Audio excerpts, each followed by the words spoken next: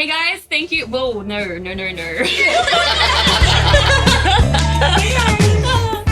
Hey guys, welcome back to our channel. This is a first for us. Can you believe it? We are all in the same physical location. It is amazing.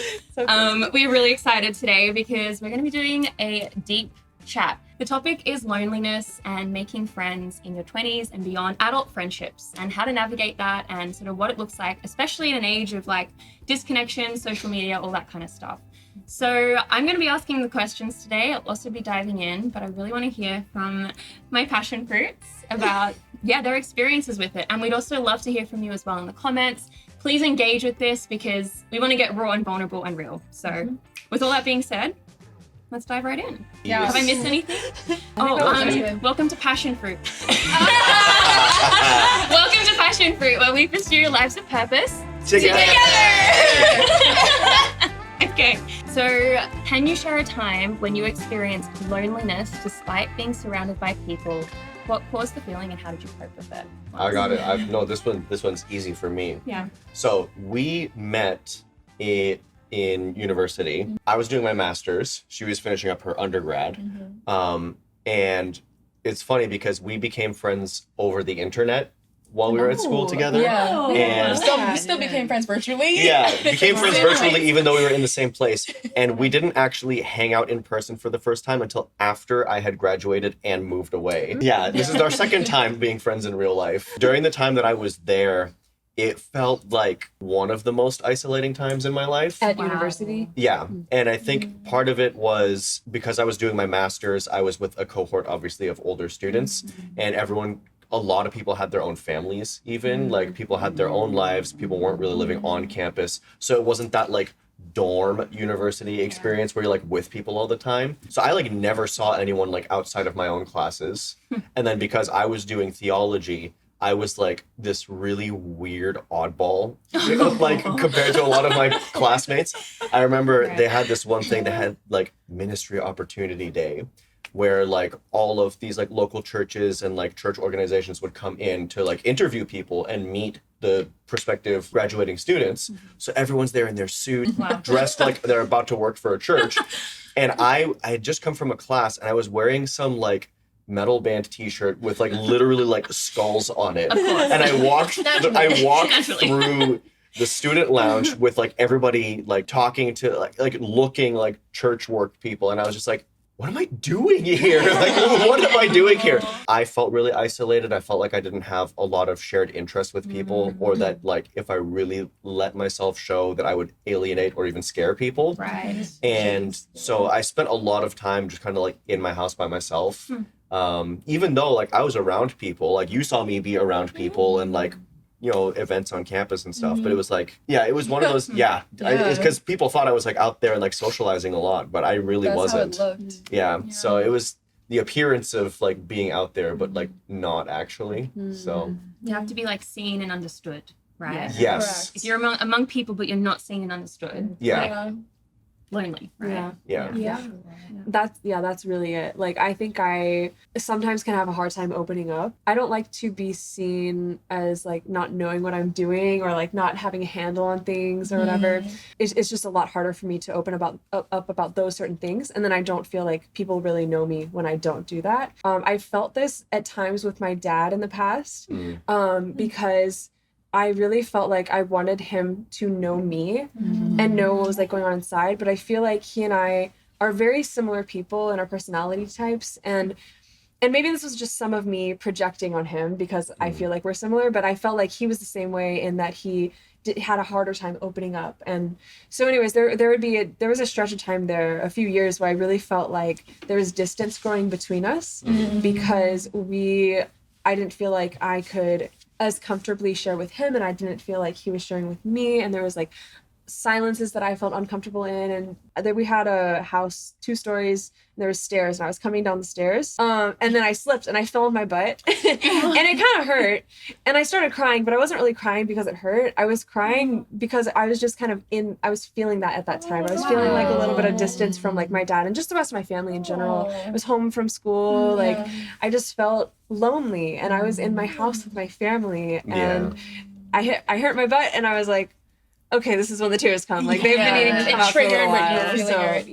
yeah. That's super interesting because it's actually more than not being understood. Mm-hmm. It's like there's almost like this expectation Mm-hmm. that you should be understood by your family, Yes. right? And so that just adds to Exactly. Oh my gosh, Yeah. I will say, and especially if he's gonna watch this video, I think we've come a long way, and we like talk every week. Like I call him every week, and we have a little conversation, and so I feel a lot like closer to him in that relationship. So Okay, so do either of you guys feel passionate about this question? I mean, I felt it in my relationship. This is about friendships, so I'm just like, I don't know. Oh, I mean, Well, relationships.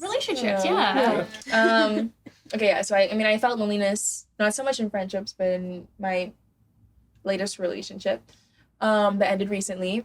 I realized I was with somebody who wasn't very emotionally available. And when you're with somebody, you have that expectation that they're supposed to, you want them to be your best friend. And looking back, I feel like we were trying to fit, what do they say, like a square peg Into a into round a hole. Yeah. Yeah, we had the values and everything that aligned, but when it came to that, the emotional connection where you can like talk and understand each other and everything, and I just felt like at times, like you were saying, I genuinely did feel like I wasn't sure if he like saw me fully. Yeah. And I also he didn't allow me to see him in that way either, because he wouldn't even open up for me to be able to do that.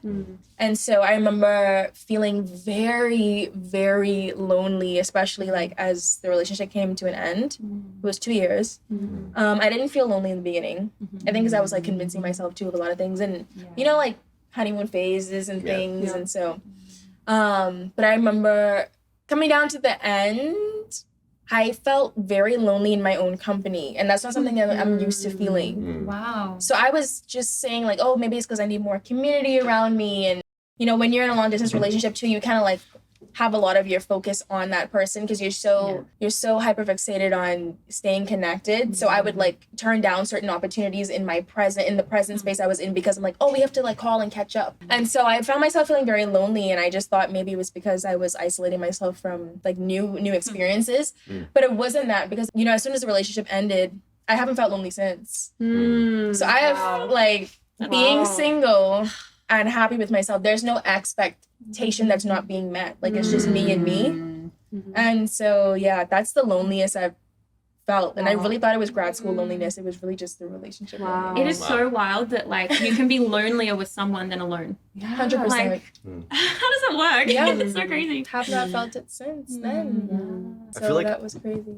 a person can, and this will sound vague, but like kind of take you away from yourself Yes. in a lot of ways. Yeah. Like, and it's not even like they're trying to do something bad, but if it's, again, expectations, like the energy that you would spend, or even just like the attention that you would pay to your own internal state or whatever is being poured out somewhere else. And then if it's not reciprocated, then you're just pouring out one way and not getting that, refill. And you're focused on the lack that exists with that person that you are expecting to be like, again, your very best friend or whatever it might be. And it's like, you're so hyperfixated on what you're not getting, that it does take you away from yourself and enjoying your own company.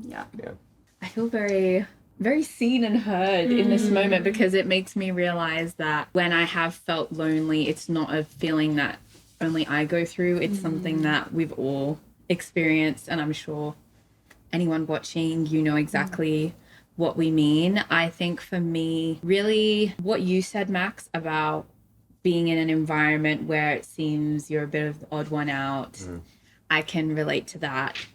I think in any situation where I felt I've had to perform and I've had to almost, put on a facade because I don't feel safe in that environment to be myself, or I don't feel like that environment has the capacity to receive me for who I am. And I would say, to be more specific, working environments where it might be a very corporate environment. It could be a networking event.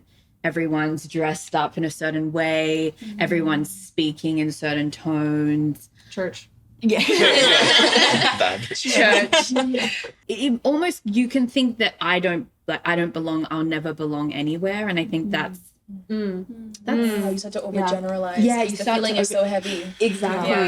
Yeah. I mean, we've mentioned a couple of times in our conversation today, like the power of vulnerability, and specifically Brené Brown's talk on the power of if you haven't watched that TED talk, watch it. I mean, everyone's watched it, but if you haven't, go watch it. The power of vulnerability. Same. Okay, the power of vulnerability by Brené Brown. Yeah. She kind of just argues that in order to actually experience proper connection that isn't fake, that doesn't feel lonely, you need to be fully vulnerable. Oh yes, I've seen it. Right. In class. Yes. Okay, cool. Yes. And that's scary. And it's scary. And it's also really hard to do when you feel like you're the only one in your world who is like you. Building off from that, I'd love to know, and this is a little bit specific, maybe a little bit difficult to admit, I know it is for me, how many close friends do you feel like you have? And when I say close friends, I mean people that you can call at 3 a.m. If you're in an emergency, you can sit with comfortably in silence, you know, those kind of people. Do you want more of those friends, or do you feel content with the number? Is it something you often think about? Can we have you answer that question first? Yeah. Oh yeah. Yeah, well, I know you just said it's like scary for you. it is scary for me. It is scary for me. I think If you feel comfortable. it's interesting because a couple of you have said, like, on this trip, and this is the first time we're all meeting together in person, right? Yeah. You've been like, oh, you seem like an extrovert. And I project quite friendly and I think outgoing, but I am an introvert, and I'm also quite socially anxious, or at least I used to be very socially anxious. And so the concept of like sitting in silence with someone for me is terrifying. I agree. Okay, cool. I know I'm not the only one, but like I was like, surely I'd be over that by now. I'm 28, like. And so I was having a conversation with a friend the other day, and yeah, she was just talking about like the friends that you can sit in silence with, and I was like, I don't have a single person in my life. Maybe my family members. Yeah. But even like that's kind of different. It's not friends that you've built, it's people you've grown up with. It's different. Yeah. I don't think there's a single person I could sit in silence with. And as for like people I could call at 3 a.m., there has been people in my life over the years that I could have done that with, but a lot of them have moved away, or you know, circumstances change, you lose contact. And so currently, aside from my family, I don't think there's a single person I could call. And it's funny because I don't necessarily feel lonely. I feel like I have great connections, but like close connections. Yeah. It seems to be really common as you get older. Yes. So you're 28. I think so. To keep those, I will say with the sitting in silence thing, I think it's to me, it's like it's how good I feel about that relationship at that moment. So like, for example, like I said, like I used my dad as an example in the last question.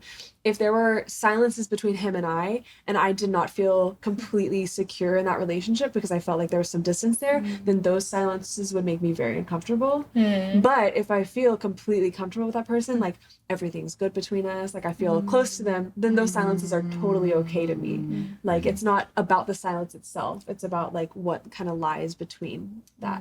Yeah. What lies within that silence. Yeah. Yes. I think the other aspect to that whole silence thing, and Maryellen and I have talked about this before, about being insecure about whether or not we're like interesting people. Yes.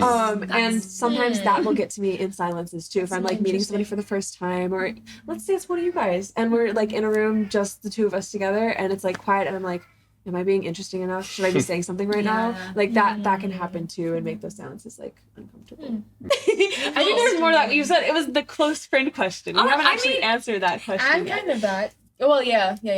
I'm grateful to say at least 7 people. Wow. At least. Yeah, and some of them have been people who've come back around, not because there was like any beef or anything, but like I'm specifically thinking about this girl I've been friends with since undergrad, but we were out of contact for a while and we just reconnected after we were both going through a breakup like Wow. 2 months ago. That's a powerful connection. Right. And then it just rekindled the entire friendship, and it's no longer about the breakup anymore. It's just the friendship itself now is like in a better phase of life, like, and it's just really good. Yeah, and I think, and one of them is someone that I just met last year when I moved here.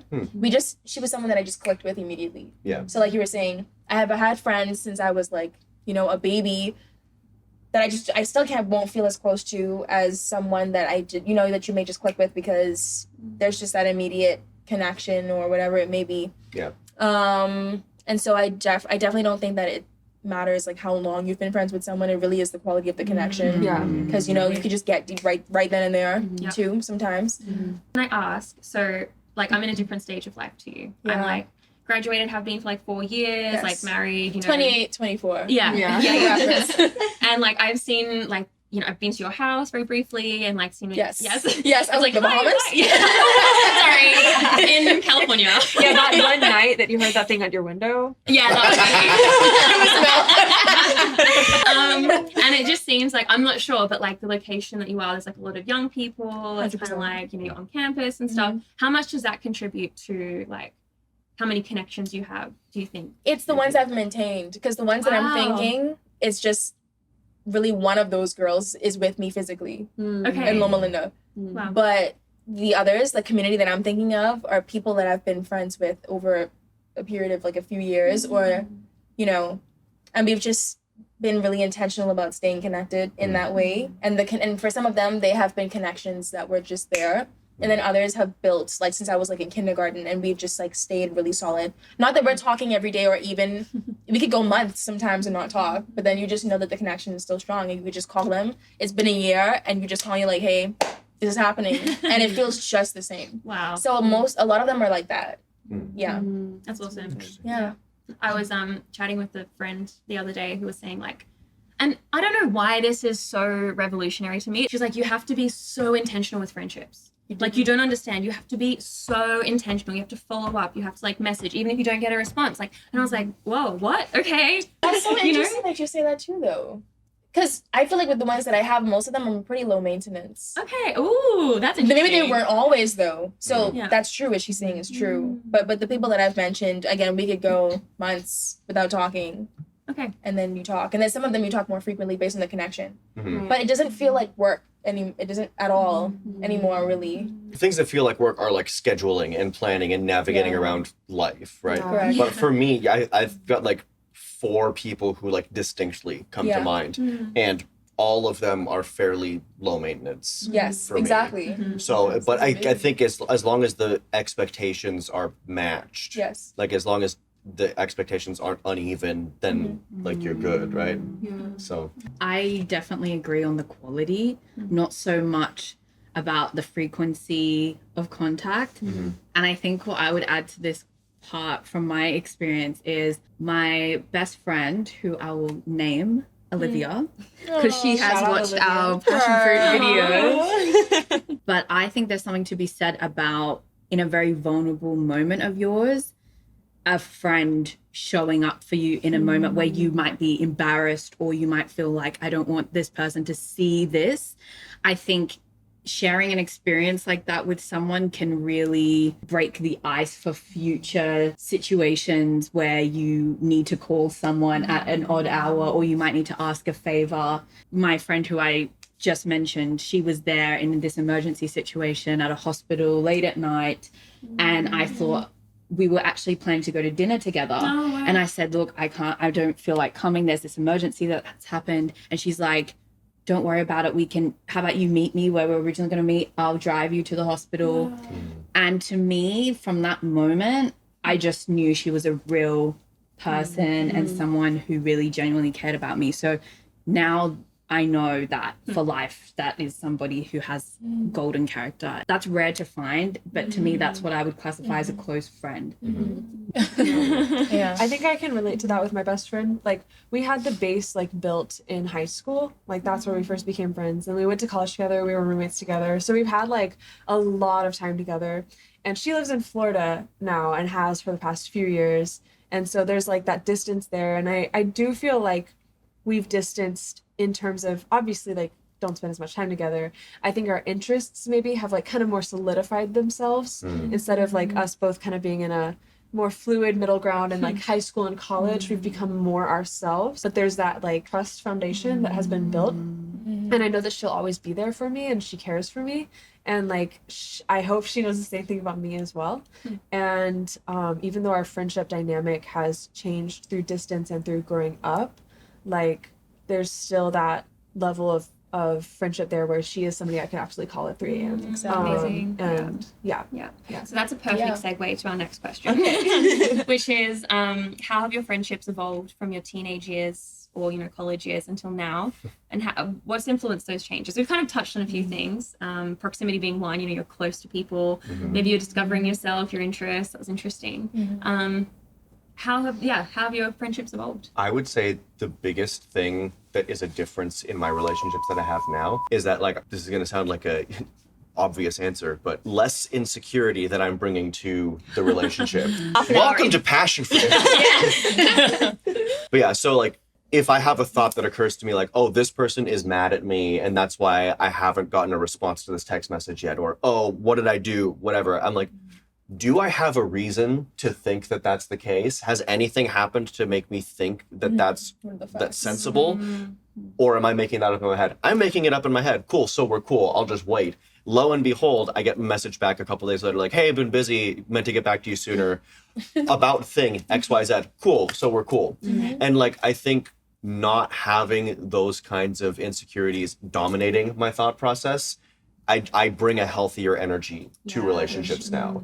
And so that's a huge So it's you. change. You are the thing that's changed. Yes, I'm the thing that has changed in a lot of my Period. relationships. Love that. So, You're the common denominator. yeah, That's nice. That's really nice good. positive change. is. Yeah. I enjoy it for sure. Feeling more secure. Yeah. I definitely relate to that quite strongly. I'd say I am a person, and like I've talked about this on Passionfroot before, and kind of it's a recurring theme of my life, but I very much I'm learning to undo this, but like equate my worth with my work, or like my productivity, or like my aptitude for things with like how much people are allowed to like me or like, you know, appreciate me kind of thing.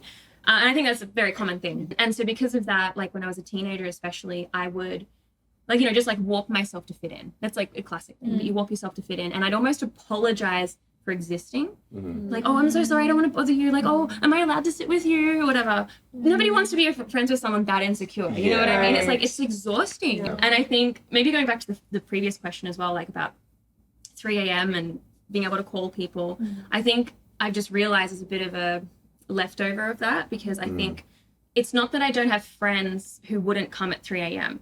It's that I feel way too guilty for making them come at 3 a.m. Right. It's like, oh, I don't want to burden you. Oh, no, I'm not going to get in the way. Like, you know? I wonder if she feels like she could call me at 3 a.m. I think she, in one sense, does. But in the other sense, I'm always busy. So going back to that, I'm always busy. Talking about my best friend again, I think that was understood. Yeah. So like, especially back in high school, I remember like when she would drive home, she would always have to be talking to somebody on the phone. And she would never call me because she knew that I'm not really that type of person. I don't really like talking on the phone like that. But yeah. And so like, I don't know. I think like she has a support system where she is. So it's not like she feels like, you know, she has to call, like I'm the only one she can call. So probably if there was no one else, she would feel like she could, but sometimes I wonder, do I make myself available enough to my friends that are like that live further away from me, and to what extent should I do that? Because we are all adults and we're all busy, and we all hopefully have our own local communities where we are and have that support system. And so, you know, maybe I don't need to feel guilty for that. Maybe I'm just doing the best that I can, and like trust that. But yeah, sometimes I do wonder, am I being as good of a friend to her as she is to me? And I guess that speaks to like being in college together. You always had time because you're right there. Like The proximity. The other dynamic to this is that she's a big extrovert and I'm an introvert. Oh, that's good context. Yeah. Good. Yeah. That's very good context. Okay. yeah. I think the thing though that's kind of illuminated by the pairing of like the super extrovert with the introvert is that yeah, we all do have different needs and we all bring different things to the relationship. And part of that, especially as adults, is understanding like sometimes you go through a period where your friend just can't bring as much to the relationship. Yep. And the fact that it's a friendship is how you look at it and say like, okay, well, right now I'm carrying the energy of this friendship and I trust this person that like if we see each other through this moment, then at some point it'll become more reciprocal again. Yeah. Maybe at some point I'll be down in the dumps and they'll be able to, you know, turn it around and be the more steady or stable or outgoing or whatever. And I think that so much can be sabotaged by bringing like unnecessary expectations or like the sense that everything has to always be like this even 50-50 split, whatever what kind of relationship it is. Like people can't do 50-50 all the time because we can't even do that for ourselves most of the time, right? Like I don't show up 100% for myself the way that I always need to. And so like, you know, you can't put that on another person. That's it. Like if someone's operating at 20% and they're giving 20%, they're giving 100%. Right. Yeah. So it's kind of like you're always going to go through. Yeah. It's interesting. Yeah. To follow up on like that whole like being busy thing, I think that is the biggest, well, being busy and also not being in college anymore. Right. The biggest changes to my friendships as of late. Like I do have to do that scheduling coffee dates, scheduling Zoom calls, and I really despise that because it feels so not natural to hang out with friends, and I miss the college life of like you're just doing homework together in the lobby of the girls' dorm. Like, I really miss that more effortlessness of friendship. I think something else that's hard for me about like, this is definitely something I have to admit about myself, because I am an introvert and because I only have so little like free time, and so I have only have so much energy. I think sometimes I actually, even though I crave those friendships, I actually get scared sometimes when I see myself getting close to somebody and I'm like, this is now a time commitment for me. And I hate that that's something that goes through my mind.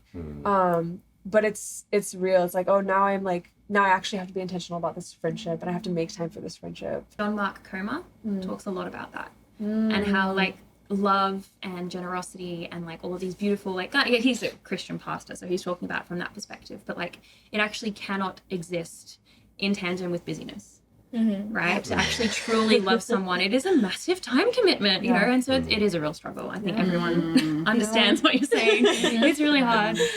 Yeah. And I do like my alone time too, so like, how do you balance all of that? I wish I wasn't such a good friend to myself. Dang. Okay, I'm gonna cap it off with the one last question, and this is, what are some qualities you look for in a healthy friendship? And how do you determine if a friendship is worth pursuing or not? Red flags, green flags. What I look for in friendships now, like, is the ease. It's the ease of it. And I have realized, I think throughout, like, high school, I was the girl who had more guy than girl friends, because at that age, I felt like, oh, you know, girls are so catty. And so many people said that, oh, you know, it's just so much easier around guys. Now, however, I feel like I've actually found really good girlhood. Like, when I understand the value of female friends, and it's like the right, mature girls, like that bond is so unmatched. If my gut just feels like there's something off at all about a friendship now, I literally don't. And I'm like, you know what? I'm not doing that anymore. Like, I just ended not that long ago a friendship I had for like 7 years. Wow. Wasn't working anymore. Certain things started to come up, and I'm just like, I'm not taking this into adulthood. Yeah, so for me, it's the ease and realizing that you can find people and connect with people where you really are on the same wavelength, and you are not second guessing yourself, and you're not feeling like, am I doing enough? You know, it just genuinely feels very easy. And so I feel like maturity has brought me to the point where I'm like, I'm not settling for less than this ease that I'm feeling right now. Like, you can have the maturity and the level of low maintenance and intentionality and all of the things. You can have that, and it can feel easy with no stress. Wow. And I don't want any more friends. I don't need any more friends. Because you actually want more. Yeah, right. I don't have the energy for any more people. Yeah. So yeah. Yeah. That's good to realize that. 100% capped out. Don't need any more. I'm navigating an interesting dynamic right now where the like location where I've been living and my relationship to the place, namely being out of town a lot, especially on weekends, has left me in a position where I don't have a ton of like close in-person relationships. And that's something I've been struggling with for a while. So I'm in the headspace now where I'm just like, I need new friends, which is interesting. Yeah. So I've been like, for me, based on that being my life situation right now, I think the number one quality that I've been trying to cultivate is openness and not bringing too many expectations to my interactions with people. Oddly enough, I'm actually not looking for specific qualities, and I'm trying to take a very go with the flow approach and allow people to surprise me. I think that for me, that's been like the best way to have new connections, is just be like, what could happen, right? Or what kind of person could I become friends with?